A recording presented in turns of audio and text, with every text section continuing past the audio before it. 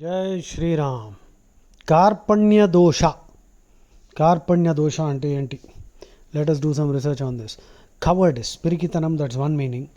Krupano means pitiable. Krupana means a miser. So let us see. Second chapter, 7th shloka. Arjuna is declaring, confessing, Karpanya dosho pahata svabhavaha, apahata, besieged by. I am completely under the grip of this karpanya dosha. Cowardice, pirikitanam. Karpanya doshopahata svabhava pruchhami tvam dharma sammudha chetaha. Yat shreyasyan nishchitam bruhitan me shishyasteham shadhimam tvam prapannam. So he is not actually a coward. He is trying to say that because of the qualms that he is experiencing, the misgivings, the moral doubts, he is now unable to fight, and that is a kind of cowardice, but not exactly the cowardice we understand. Scared to fight a battle. No, that's not what Arjuna is experiencing. Arjuna was a great fighter. He even fought with Shiva. Literally overpowered Shiva too, though of course that's not possible. But Shiva was impressed with Arjuna's might. So this Arjuna is not going to be scared. Arjuna defeated even the Nivata Kavachas whom Ravana could not defeat. Ravana and Indrajit could not defeat Nivata Kavachas who live under the sea. So finally Ravana entered into a treaty with them because he could not defeat them. Whereas Arjuna defeated them, he routed them. So Arjuna is not a coward. It is a kind of humility he is expressing, and saying that he sounds or probably looks like a coward to others. Karpanya doshopahata svabhava pruchhami tvam. I am asking you. Dharma sammudha chetaha. I am completely confused about what is dharma. Yat shreyasyan. Tell me what is good for me.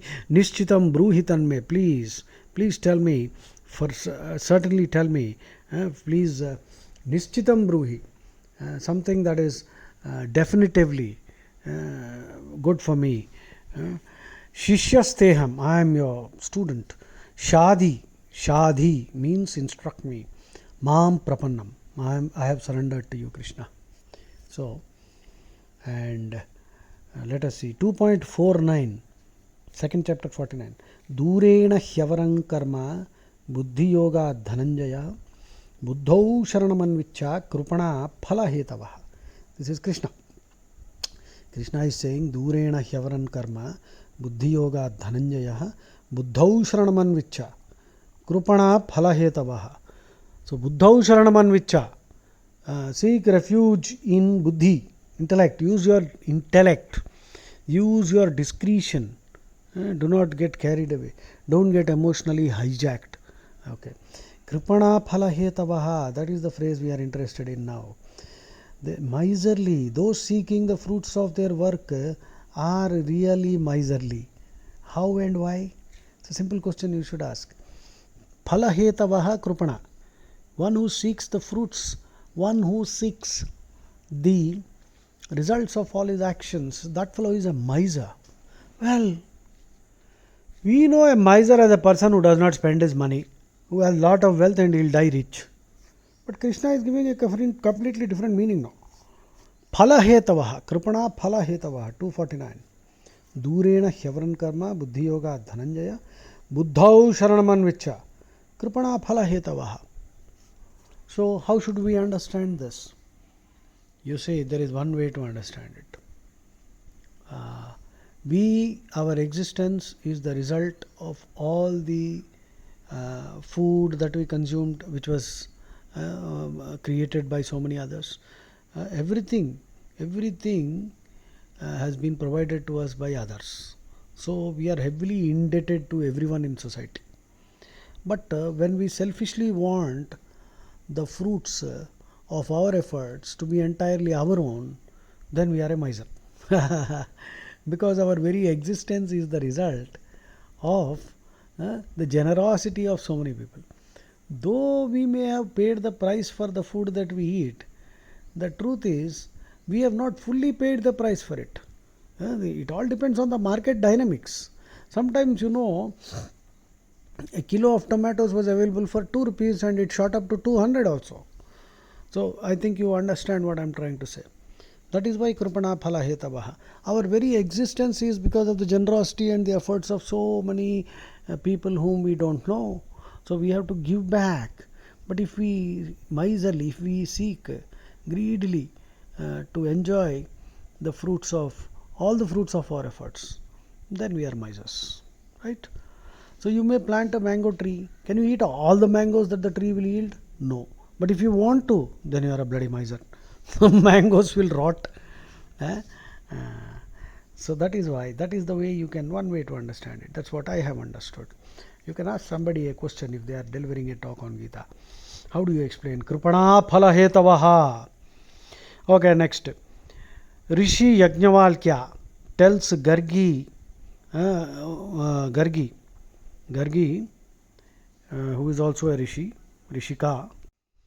Gargi is a Brahmavadini. She is a Rigvedic Rishi. She was the daughter of Vachaknu, Rishi Vachaknu. Therefore, she is also known as Vachaknavi. She was a celibate. And there are many hymns in Rigveda which she has composed, or she is a Vedic Rishi, so she is a Mantra Drashta. 1039 and 528. She was one of the Navaratnas in the court of Janaka Maharaja.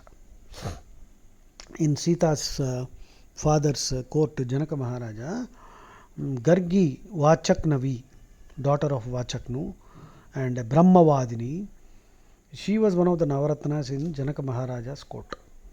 Now, Yajnavalkya, in one situation, Yajnavalkya and Gargi have a small debate. Actually, Janaka declares that he will give 1,000 cows whose hoofs and horns are decorated with gold to be given away as a gift to the person who can be declared as the greatest Rishi, Brahmin and the most knowledgeable Vedic scholar. Interestingly, Yajnaval, everybody is, there are many Rishis and Brahmins who are all there, but nobody has the courage to claim that they are the most knowledgeable. Yajnavalkya, Rishi Yajnavalkya, Vedic Rishi, walks in along with his students and tells one of his students to round up the 1,000 cows and take them away. This appears rather very arrogant, so they are all angry, and then Gargi is given the task of inquiring, dealing with Yajnavalkya. So she asks, what makes you think that you are the greatest scholar? And then she asks some questions, he answers all of them, and that's a very interesting debate. I don't want to get into that now. At the end of this, Yajnavalkya tells Gargi, he uses the word Kripana. So Kripano, let us see. Aviditi vasma lokat preti sa Kripano. Aviditi sa va asma, aviditi va asma lokat praiti sa Kripano. That means he who departs from this world dies without knowing that imperishable truth. That fellow is a Kripana. That means if you are born as a human, luckily as a Hindu, then if you have not acquired Brahmajnana, then you are a Kripana, according to Yajnavalkya. Because being born as a human and that too as a Hindu, okay, that means you have received so many blessings. Okay, these blessings, this is a wealth. If you have not utilized this wealth fully to acquire Brahmajnana and get moksha and be released from this cycle of birth and death, then you are a bloody miser. That is Yajnavalkya's logic. I'll read again. Aviditi va sma loka va asma lokat praiti sa Kripano. Then he says, viditva asmal lokat praiti sa brahmana.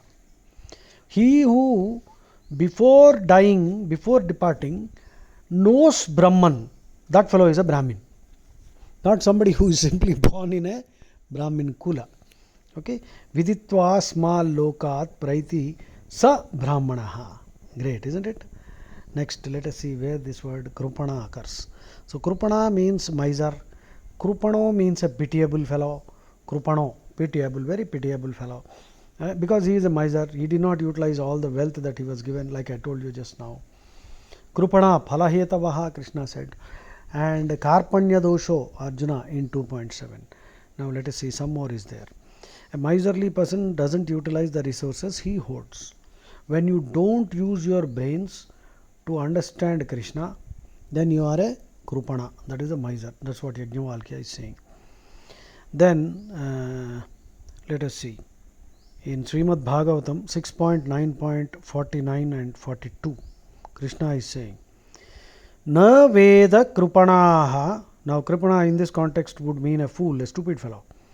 Na Veda Krupanaha Shreyaha Atmano Guna Vastu Druk Tasya Tan Ichhato Yached Yadi Sopi Tatha Vidaha. The fool who assumes that material objects as real is not alive to his highest good.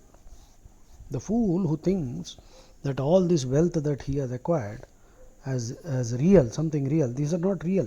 This is not real. That fellow is a krupana, because he is not alive to his highest goal. That's what Krishna is saying. Then, tasya tan ichhato yached yadi sopi tadha vidaha. And anyone who bestows these on him is of the same description. So, Krishna is saying, Na Veda Krupanaha Shreya Atmano Gunavastu Druk Tasya Tan Ichhato Yached Yadi Sopi Tatha Vidaha. So, the fool is one who thinks that all the wealth, material wealth that he has acquired is real and worthwhile. This fellow has not woken up to his highest good and who has not utilized his manava janma to achieve moksha. This fellow is a krupana. So something very similar to what Yajnavalkya said. And then in Srimad Bhagavatam 11, 19, 44 and 43, Krupano yo ajitendriyaha. Krishna is saying, Krupano yo ajitendriyaha. Pitiable is the fellow who has not been able to gain absolute control over his senses. Krupano yo ajitendriyaha. So we discussed karpanya dosha, cowardice, 2.7, 2.49, krupana phalahetavaha. Those who seek the fruits of their work are krupana, miserly.